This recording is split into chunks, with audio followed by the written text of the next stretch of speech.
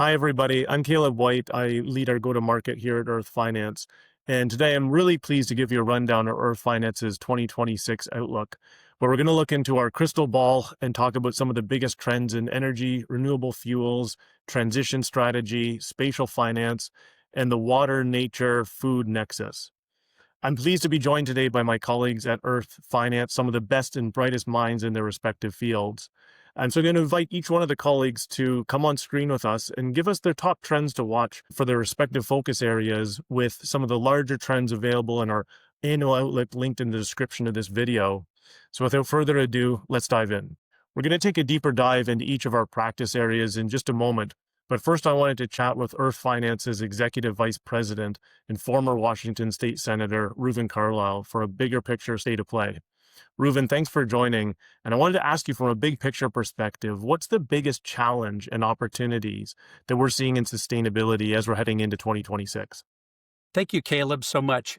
Today there's just an unstoppable global market and policy alignment around this core idea that climate and sustainability work is really about energy security, affordability, supply chain integrity, resiliency, linking water and energy together, and understanding that circularity and so much more are opportunities for business model innovation.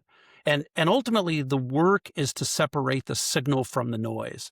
There's growing anxiety about populism and the affordability challenge and the cost of living. At Earth Finance, we believe that corporations and investors worldwide are showing that we can grow economically and sustainability, grow jobs, grow quality of life, but with a lighter touch on the earth. And one of the ways we do that is we take this complex nexus between the science, AI-driven technology, finance, and public policy. And we look deeply at how to bring that data alive for high-value insights, high-value decision-making. When we try to tackle issues like decarbonizing tough sectors like aviation and maritime and industrial and so many other categories, looking at opportunities for renewable fuels, looking at opportunities for using that data to creatively finance solutions and being really in tune with how corporations and investors can tackle these issues together. Oh, that's great to hear, Reuven. Really, really appreciate it. I know you've been traveling a lot recently this year, talking to different stakeholders and customers globally. Do you see any differences in the global movement that we're looking and observing versus the local kind of national level, or do you see the groundswell sort of happening everywhere? We see a lot of alignment between the Western states in the United States and some of our partners in Canada, as well as the European Union. We see a lot of activity in the Middle East around linking water and climate work together and desalination challenges. And then, of course, around the world, the use of data, not just as an AI as a tool, but to really bring it to that next level of insight is just core to some of the trends that we're seeing around the world. I really appreciate it, Reuven, and thank you so much for joining us today. Really appreciate your insights, and we'll move on. All right, now let's dive in to some specific focus areas that's top of mind for just about every organization we work with: energy security. For this section, we're happy to have our CEO, Garrett Kephart, here joining us. Thanks, Garrett, for joining. Thanks, Caleb. So, Garrett, in 2026, what do you see as the biggest trends from an energy security perspective? Yeah, it's a good question.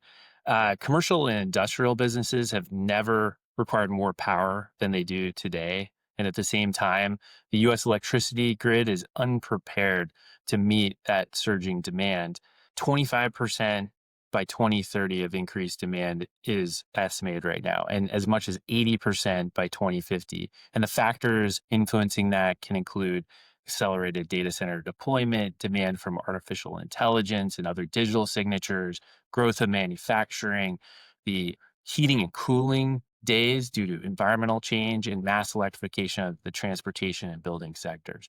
And in a time of supply and demand imbalance, affordability is really paramount, especially because residential customers often bear a disproportionate amount of the price burden. So take, for example, in the United States, over the last year, on average, there's been about a 5% increase in electricity prices. However, in 60% of US states, residential electricity rates have risen faster than commercial rates. It's definitely a new paradigm, and I think that going into 2026, this has got to be top of mind for most executives that we work with. So at the C-suite, is this something new that they've now had to track, or how are they thinking about this going into 2026 and a new paradigm? Yeah, we work with a lot of large global corporations, and historically, most haven't paid a lot of attention to their power bills. It's considered a sunk cost on the balance sheet.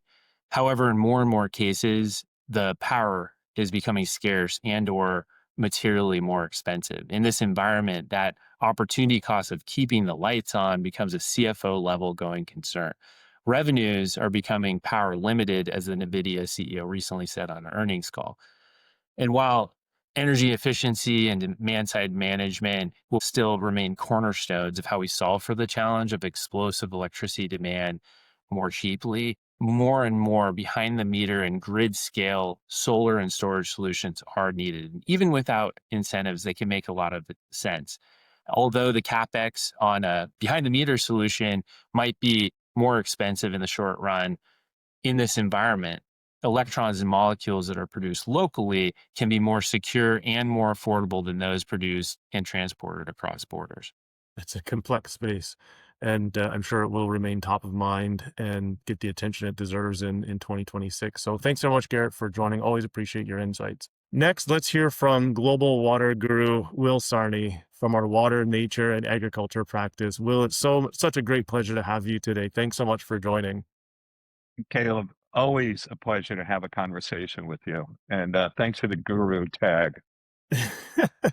Well, it's on everybody's mind as the planet continues to change. So, as we go into 2026, from your perspective, what do you think is the biggest trend that organizations should be aware of or start tracking for next year? So for me, the trend that I would put at the top of the list based on data points, signals in the marketplace is a move towards decentralized and extreme decentralized infrastructure, either partially funded or completely funded by the private sector. And the reason I put that at the top of the list is, demand for data centers, demand for manufacturing, food and beverage growth is really outpacing the ability of the public sector to deliver the necessary infrastructure. And I really look at data centers as being the tip of the spear here, although we're starting to see it with other industry sectors. Now, what does that mean? It means that companies will really start to think about how to invest in infrastructure, partner in infrastructure, and in some cases, build their own so they have greater business continuity and the ability to grow. And I actually believe that's a good thing because it will be a catalyst for innovation and partnerships, innovation for funding and financing out in the marketplace. And, whatever we can do to bring the public and the private sector closer together in terms of addressing the need for water in a changing world, the better. I think it's a very, very complex topic, and you're always so eloquent at demystifying it for practical ways. And one of those ways I think that you've shown up through your career and your efforts is the idea and concept of catalytic communities. Mhm. How do you see that fitting in to this nexus of commercial, public sector, other stakeholder groups across the spectrum? I believe it's a perfect fit for catalytic communities. We practitioners talk about innovation quite a bit, but typically it focuses on technology. And I have come to learn and appreciate and value innovation and partnerships, whether people call it collective action or catalytic communities. So again, building a catalytic community in watersheds that are water stressed, water scarce, and using that as a way for the public and the private sector and investors and even NGOs to contribute to build the necessary infrastructure is where I believe the puck is going, as they say. Yes, I love it. Well, I know we could talk for hours, Will, so really appreciate your insights. It's always a pleasure. Thanks so much for joining today. Caleb, thank you. Always a joy. I'd like to introduce another leading voice that we have in the Earth Finance team on our renewable fuels practice. Tim Zank is here to join us. We're incredibly lucky to have him on the Earth Finance team and head of our renewable fuels practice. Tim, welcome today. And your team is working really at the forefront of renewable fuels transition. What's the big trend that you see within your purview in your world that we play out and should be paying attention to in 2026? Yeah, that's a great question. I think for the last decade, you saw this emerging debate between electrons versus molecules. We're technology neutral here at Earth Finance, and we don't necessarily buy into that debate. We have seen that there's a growing trend that molecules will carry over the next decade, will lead in the decarbonization, particularly in the heavy duty sectors, aviation, marine, and heavy duty trucking. And what would be an example of that within some of the customers or the stakeholders that we work with along the way? Are there things that are top of mind that you've seen us shift in 2025 and heading into 2026 that may be top of mind for some of the leaders that you've been working with day to day? Yeah, so we've seen that these renewable fuels marketplaces in California, Oregon, Washington, British Columbia, Canada have all driven the adoption of these fuels. In particular, one of the longest existing renewable fuels markets in California is a great example of the trends that I'm illustrating here today, which is today about 74% of all diesel sold in the state of California is renewable or bio. And so you can see how that heavy duty sector has just adopted it primarily because it's economically viable and electrons are simply in short supply and unavailable. And the technology to power those heavy duty vehicles are just non-existent right now. Well, I love that example because it's sort of the ethos of the company, merging both earth sciences and the earth changes that we're seeing with the financial theory and embedding that in our economic system. So thanks, Tim, for joining. Really appreciate your insights and looking forward to the deeper dive in the full report. And actually a really good segue into our next speaker here. So let's bring in one of the co-heads of our transition strategy team, Kat Hunt, to discuss the corporate sustainability landscape. Kat, thanks so much for joining. And always interested to hear what your take is on the situation as we go into 2026. From a corporate strategy perspective, what are you seeing the big trends to be heading into next year? Yeah, there's a lot of really positive momentum. I think the thing we're the most excited about seeing right now is the increased appreciation for total return on investment. So, not just what profit is based on a particular investment, what your payback period is, or the traditional internal rate of return, but what are those co-benefits, which historically have been really difficult to quantify. I think there's been a confluence of factors as to why these co-benefits are now being more appreciated. It's something that sustainability practitioners have been reading the drum on for quite a while. So I think there's just an educational curve in market adoption that we're seeing, but there's also more data and technology available to make these more quantifiable and more substantiated. And three, unfortunately, we're seeing more effects. So we are seeing clients not have enough energy to get their operations up and running when they need. They're seeing declines in yield or price volatility. So this is making at least resilience is one of those co-benefits, something that's really appreciated and something that functions across companies are really seeing as business value.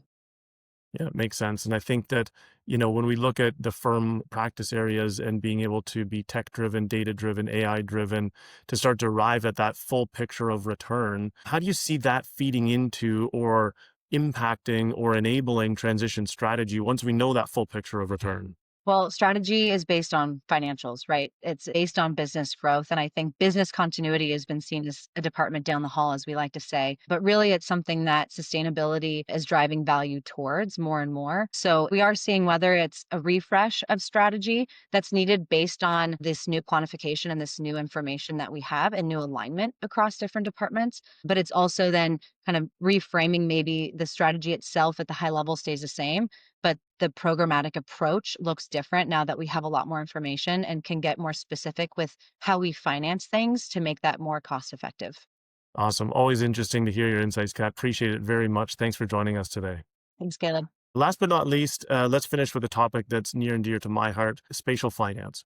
And joining us now is Chase Kania, head of our spatial finance team. Chase, before we dive into the trends, I was wondering if you could help remind us, what do we actually mean by spatial finance? And why is it so critical in this moment when we look at adaptation and resilience overall? That's a great question, Caleb.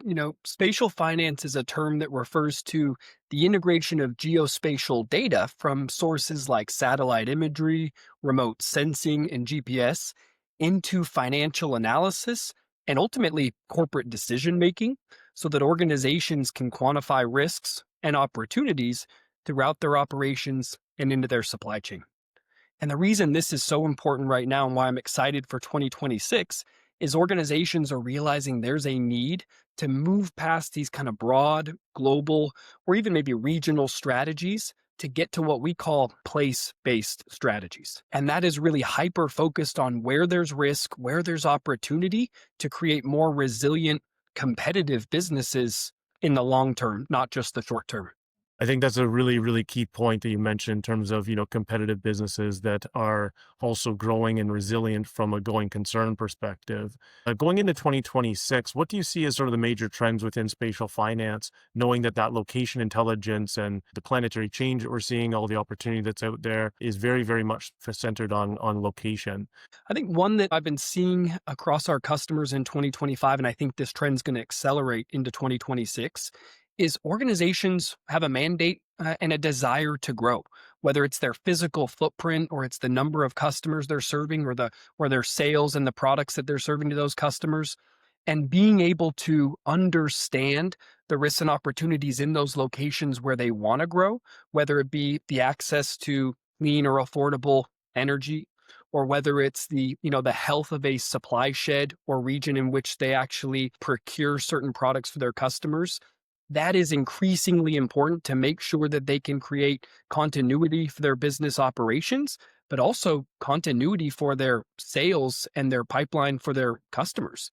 And so that's one area where we expect that geospatial data and the increasing availability and accessibility of that data to be integrated more and more into corporate decision making. So again, that they have the right tools and technology and data to create a more resilient business model going forward.